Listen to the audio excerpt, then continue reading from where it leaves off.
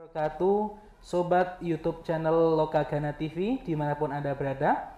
Jumpa lagi dengan program kita, program Ruang Alumni. Pada kesempatan kali ini kita sudah dibersamai alumni SMA Negeri 1 Sedayu. Kita nanti akan berbagi informasi, berbagi pengalaman pada saat di SMA dan saat di universitas. Monggo bisa diperkenalkan diri, Mbak. Perkenalkan, nama saya Atifa Putri Khairunisa. Saya sekarang adalah seorang mahasiswa di Vian Karazin Kharkiv National University. Saya lulusan 2021. Kita sebelum berbicara jauh mengenai pengalaman di university, mana tadi? Vian Karazin Kharkiv National University di Ukraine. Ukraina. Oke, sebelum kita masuk ke lebih jauh tentang itu, mungkin kita berbagi pengalaman dulu pada saat masih di SMA ini, tentang pengalaman organisasi atau hal yang menarik pada saat di SMA ini. Well, salah satu hal yang menarik menurut saya adalah CITOS. Mungkin CITOS. Adik belum tahu ya, CITOS itu dulu adalah sesuatu event yang we made this event for junior high school students, dan yang mengurus event ini hanya anak-anak pengayaan. Dan itu saya event ini like it's some kind of tryout, I think. Yeah, so we fund it ourselves. So we went outside and we collect funds. Di situ lalu kita dana itu kita buat untuk event ini. Lalu kita laksanakan. OSIS juga sebenarnya membantu dalam di hari hanya. Lalu di situ saya juga merasa sangat terkesan bahwa karena saya bersosialisasi dengan kakak kelas seniors, which is also in the what is it called, in the pengayaan, and it's very special to me because like we get to know more people, we get to make connections, and it's very good, you know, for our students. Salah satu other things that I would like to share is also that I was in some kind of organizations. It was OSIS, and I was also a secretary there. I also joined, what is it called, English Club. Yeah, the MEC. Di OSIS menjabat sebagai sekretaris. Ya. Oke, artinya ya di sekolah mungkin juga memiliki kesibukan di organisasi gitu ya kan, sampai di pengurus inti OSIS ya. Iya, betul. Oke. Itu pas tadi acara CITOS itu tahun I don't really remember, tapi itu awal masuk ya. Awal masuk. Jadi maybe first year, tahun pertama. Oke. Jadi dulu di kelas MIPA Ayah ya? Iya, betul. Berarti sekarang sudah tidak ada yang untuk kelas MIPA Ayah gitu ya? Ayah sudah. Saya terakhir. Oh, terakhir. Pengayaan terakhir. Kalau pengayaan tuh IPA IPS atau IPA? IPA IPS. IPS juga sudah ada. Oh, gitu. Oke. Berarti ya teman-teman sedikit cerita tentang ya pengalaman di SMA ini mengenai event yang pernah dilaksanakan pada saat SMA, dan ya luar biasa sekali karena selain aktif di organisasi sebagai sekretaris OSIS, tetapi sekarang bisa masuk di universitas dan di universitas di Ukraina. Oke, kita mengenai cita-cita. Kenapa kok memutuskan untuk bersekolah di jauh-jauh di luar negeri itu? Well, there's many reasons for that. Hal yang pertama adalah sebenarnya saya ditanyakan oleh teman ayah saya. Beliau mempunyai anak yang juga ingin masuk kuliah kedokteran. Kenapa tidak bergabung dengan anak saya di Vian Karazin ini? Jadi saya juga searching di Google, dan ternyata the facilities is very good and it also teaches dalam bahasa Inggris, di situ saya memutuskan, okay, why not try? So I applied and ternyata masuk. Jadi what me and my family thought was that because in Ukraine it's very cheap. It's cheaper than kuliah kedokteran di Indonesia. That's one of the factors why I studied in Ukraine. Yeah. Oke. Kenapa kok memutuskan untuk ya aku tertarik di kedokteran nih? Itu karena apa? There's many reasons. First of all, dulu waktu saya masih kuliah masih SMA di sini, saya diajarkan menggunakan slide biology dalam bahasa Inggris. Dan menurut saya, wow, this is very good. I want to keep studying biology in English. So I did that, and I've always wanted to pursue a career in science. So that's one of the reasons. And the second reason is that when I was small, saya dalam situasi di mana kakek saya itu he got a heart attack, which leads to cardiac arrest, but like at that time we didn't know that we could help something. Later when I was in OSIS, I worked with PMR. There I learned that kita bisa membantu pada saat cardiac arrest itu. Tetapi all we did was like look for a nearest hospital, and God willed it that way. He died that day, and that's when I thought to myself, oh, I want to do something that is by my own self, like for saya ingin berusaha sendiri untuk menyelamatkan orang, so that thing will never happen to me again in the future. Okay. Oh, jadi memang sudah ada ketertarikan di dunia kesehatan, khususnya biologi gitu ya? Iya, betul. Dan bahasa Inggris. Iya. Bahasa Inggris itu bisa didapatkan dari mana? There's so many ways that you can learn English nowadays. Di HP kalian, you can. Mungkin pernah tinggal di luar negeri atau? Saya pernah dulu tinggal di luar negeri untuk 4 tahun. Lalu saya pindah lagi ke Jogja. Luar negerinya? Di luar negeri di Abu Dhabi, di UAE. Itu pada saat usia dari kelas 3 SD sampai 6 SD. Awalnya itu SD-nya di Jogja?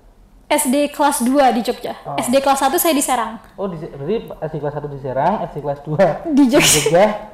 Lalu pindah ke Abu Dhabi. Oh, pas pada saat pindah di Abu Dhabi itu satu keluarga gitu, artinya ayah, ibu, dan adik-adik itu. Oh. Lalu sekarang ayah saya masih di sana sendiri ya. Oh, di sana sendiri. Iya. Oh, gitu. Lalu SMP-nya di? SMP-nya saya di SMP Muhi. Oh, di Muhi. Iya, Yogyakarta. Lalu masuk di sini. Dan lulus 2021 gitu ya? Iya, betul. Oke. Gimana sih kuliah di jurusan kedokteran di Ukraine itu? Mungkin hal apa aja yang dipelajari di sana gitu? It's really fun. The people there is very nice. Orang-orangnya sangat baik, walaupun international. Culturally, we get along well. They're very nice, they're very helpful. Lalu pelajarannya itu sangat banyak. Salah satunya anatomy, medical chemistry, physics.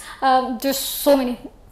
But we also get to learn Ukrainian, bahasa Ukraina, yang wajib kita pelajari karena we're foreigners.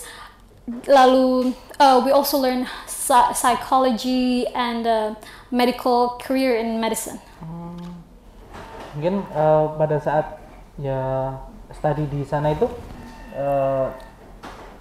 yang pelajarannya menggunakan bahasa Inggris itu ya? Iya, betul. Oh, oke. Lalu kalau untuk bahasa Ukraine itu digunakan juga atau? Bahasa Ukraine digunakan? Iya. Jadi kalau bahasa Ukraine we don't really use it that much. Kita tidak menggunakannya karena di Ukraine sendiri, di Kharkiv, kita dekat dengan border Russia. Jadi kita menggunakan setiap harinya bahasa Rusia. Iya. Untuk belanja dan sebagainya kita belajar pakai bahasa Rusia. Bahasa Inggris tidak banyak orang di sana yang bisa bahasa Inggris. Mungkin lebih sedikit daripada yang di Indonesia. Karena gimana? Karena sangat berbeda? Mereka sangat cuek dan mereka ingin orang pendatang itu belajar bahasanya mereka. Oke. Jadi bahasa Rusia ya? Iya. Bahasa Rusia itu hanya digunakan pada saat kita berinteraksi dengan masyarakat lokal gitu ya? Iya. Tapi kalau untuk di perkuliahan itu banyak pakai bahasa Inggris? Pakai bahasa Inggris, dan kita belajar bahasa Ukraine, bukan bahasa Rusia malah. Lalu untuk teman-teman teman-teman sepantara itu kita pakai bahasa English. Tapi karena saya satu-satunya mahasiswa di sana dari Indonesia, jadi mereka ya bergerombol gitu, karena most of them is from like Arab, dari India, dari it's very diverse. There's also people from Africa. Many people from Africa really. So kalau tidak ada saya ya mereka pakai bahasa mereka sendiri, tapi kalau bersama pakai bahasa Inggris. Lalu apa sih yang membedakan kuliah di Ukraine dengan mungkin ya dalam segi kurikulum atau apa itu, apakah ada perbedaan dengan di negara lain atau di Indonesia gitu, yang dipelajari? I don't really know, karena saya tidak pernah kuliah di Indonesia, tetapi the teachers there, the lecturers, dosennya sangat-sangat baik. Even in dalam kondisi perang seperti ini, mereka tidak hanya memikirkan mereka sendiri, tapi kayak they check up on us. Mereka menanyakan bagaimana kabar kalian, apakah kalian makan, apakah kalian dalam bunker atau ada yang terluka atau gimana, kalian aman kan? Kita saling menanyakan kondisi masing-masing, dan mereka sangat baik. Mereka what is it called? They think of us as like a friend, not as a student, you know. Seperti teman. Iya. Lalu kalau study di Ukraina itu ya pada saat perang seperti ini bagaimana? Apakah diliburkan atau bagaimana? Atau online? Sebenarnya dari tanggal 24 bulan kemarin, Februari ya. Dari tanggal 24 Februari itu the attack started, so the school was cancelled from that day onwards. Dan hari ini seharusnya saya sudah mulai. Sudah mulai. Insyaallah nanti jam 12 karena ada waktu yang berbeda, saya akan mulai nanti. Waktunya tetap, tapi masih kalau sekarang masih online kan? Masih online, iya. Oke. Lalu kondisi di sana untuk pandemi itu bagaimana sih? Apakah COVID-nya juga sangat parah atau biasa saja atau bagaimana kalau di Ukraine? Jadi sebelumnya waktu saya awal masuk itu kami sempat offline. Kami sempat offline. Lalu karena lingkungan di sana mereka sudah pada vaksin dan booster, jadi mereka tidak terlalu memikirkan, dan di sana mereka sudah lepas masker semua di luar. Kalau di dalam tetap harus, tapi karena protokolnya yang tidak kurang itu, lalu I think because of the new variant also, Corona, the cases have increased. Jadi we went from offline to online. Jadi ya seperti di Indonesia juga seperti itu. Kalau di SMA kan kemarin sempat offline. Gitu? Ya sama. Sekarang ya juga kadang online kadang offline gitu. Jadi tergantung ya. Iya, tergantung. Berarti ya mirip-mirip antara Ukraine dan ini. Lalu kalau pada saat masuk itu gimana keadaan di sana? Masuk 2021 kan. Di sana ya keadaannya apakah ya COVID-nya parah atau enggak pas pertama kali masuk ke sini? Tidak. Di sana because most of karena kebanyakan rakyatnya sudah divaksin, that's why they also lift the mask policy. Jadi di sana sangat aman. Iya. Oke. Sebelum ada yang lupa tadi tentang itu, bagaimana sih tes untuk masuk di universitas di sana itu? Tesnya apakah ya mungkin mirip-mirip dengan di Indonesia atau bagaimana? Sebenarnya mirip. Jadi saya awalnya tes what is it called, the report card saya dikirim, lalu I got accepted, saya diterima, lalu saya langsung ke sana. Saya ke sana, saya tes tulis, written test. Tesnya 2 kali? Yes, ada tes 2 kali. Jadi saya sampai sana tes, langsung ngurus berkas, saya keterima, langsung mulai. Begitu. Mulainya itu tetap kalau di sini kan di bulan Juni gitu, kalau di sana? I started later karena they understand that I'm from Indonesia and like it takes a long time to process the document. Jadi mereka mengerti dan mereka saya mulainya itu November. November. Jadi cukup harus mengejar itu ya? Iya. Saya mengejar, memang sangat sulit itu, mengejar semester itu dipadatkan. Oh gitu. Pada saat masuk di sana memang bahasanya sudah bagus, bahasa Inggrisnya untuk berbicara dan sebagainya itu sudah. Kalau bahasa Inggris saya sudah tidak khawatir, cuma Ukrainian sama Russian-nya itu yang sulit.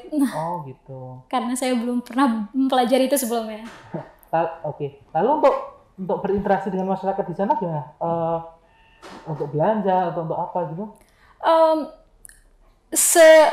Sign language dengan gerakan badan. Tetapi mereka setidaknya bisa sedikit. Iya. Bahasa mereka. Lalu untuk di sana itu tinggal di apartemen atau di apa? Saya tinggal di apartemen with my roommate, dengan roommate saya. Roommate saya dari Egypt. Oh gitu. Yeah. Lalu kalau untuk biaya hidup di sana bagaimana? Biaya hidup di sana I don't really know, but like we use hryvnia, and when you have a 100 hryvnia what is it called, currency, kalau di convert ke Indonesia itu bakalan jadi 50.000. So I think it's cheap. It's like when you live in Jakarta.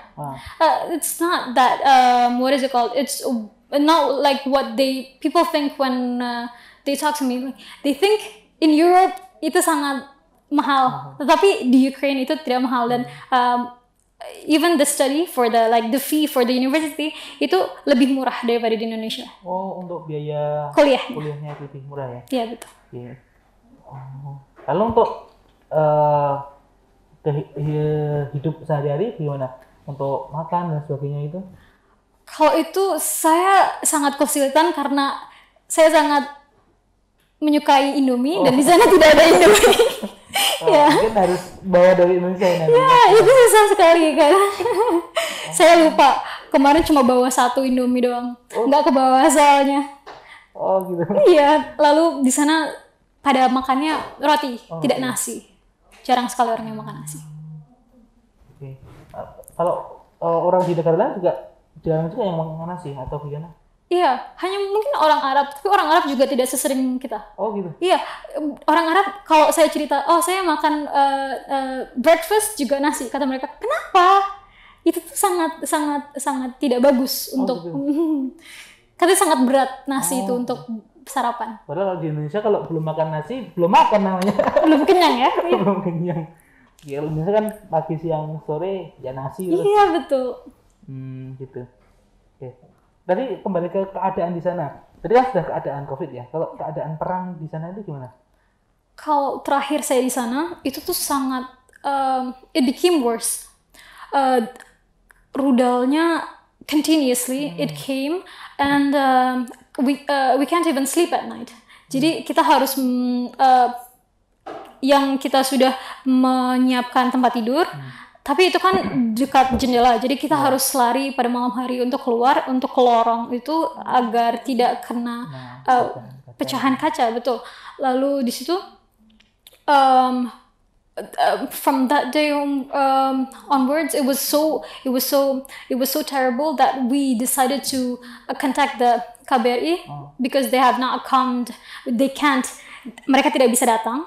Jadi kita mengusahakan untuk evakuasi secepatnya karena sudah tidak memungkinkan lagi.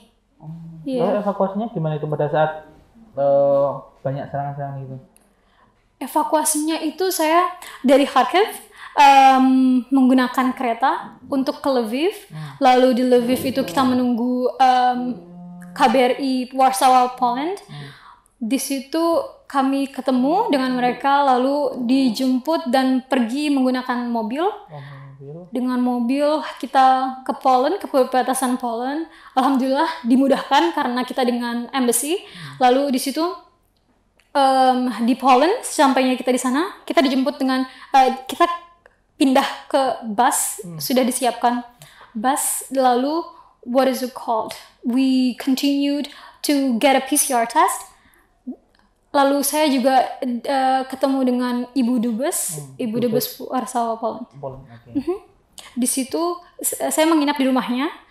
Kami berbincang-bincang, dia sangat baik dengan kami. Lalu kita the next day she got us plane tickets to Dubai. We transit in Dubai and then we went to Jakarta. Tadi pas belum sampai Jakarta, pas menuju ke Poland tadi sendiri atau bersama siapa? Bersama 4 WNI lainnya. 4 WNI lainnya. Gitu. Terus sampai di Jakarta harus isolasi dulu atau gimana?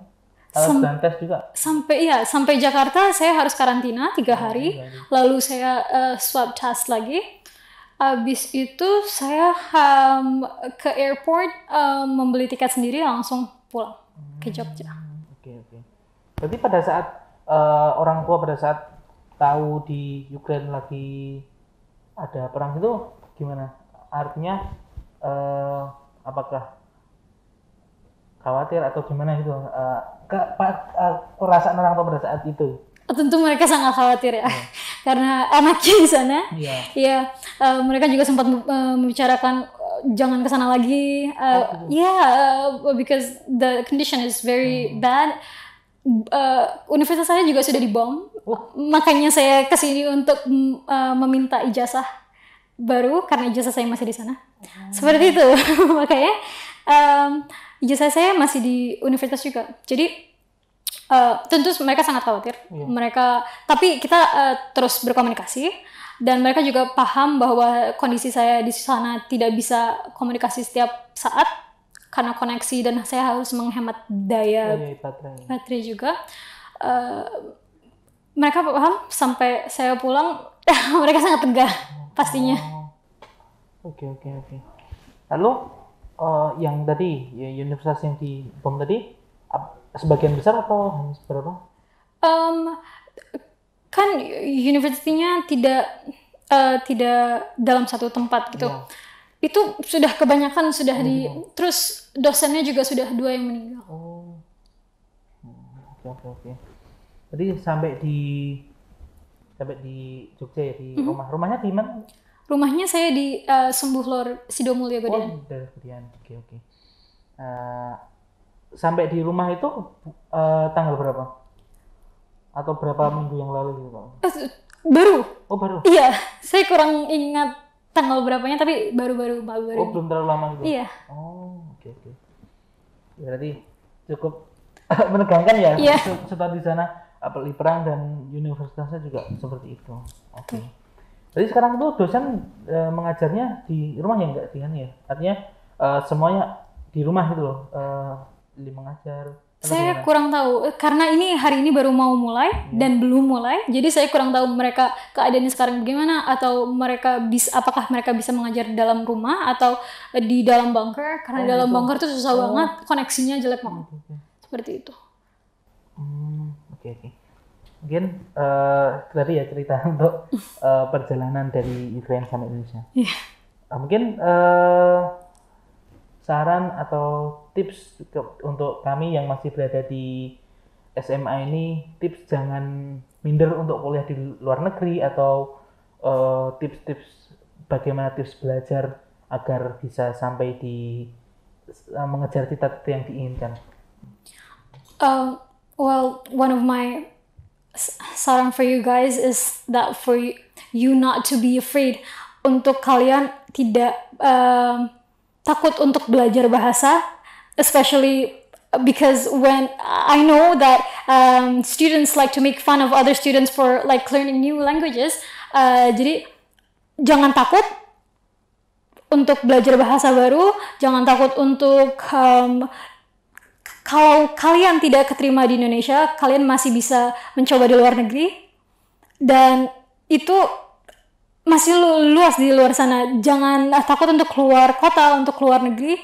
For grade 12 students, and please study from 10th grade. Jangan mendadak belajar di kelas 12 karena itu sangat tidak memungkinkan. Mungkin kalian beberapa ada yang lucky, they got lucky, but for whatever major you want to go to, you have to study from the first. You have to plan out plan A, plan B, plan C if it doesn't work out in case. So that's it. Yeah, I hope you guys do great.